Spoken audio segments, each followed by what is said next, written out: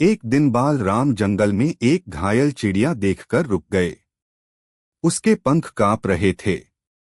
राम ने अपने छोटे हाथों से उसे उठाया, पत्तों से उसका घाव बांधा और हल्की मुस्कान के साथ बोले, डरो मत, मैं हूँ। चिड़िया धीरे धीरे ठीक होने लगी।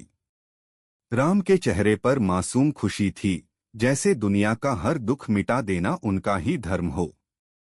अगर ये भक्ति कहानी अच्छी लगी हो तो दिल से सब्सक्राइब करें। जय श्री राम।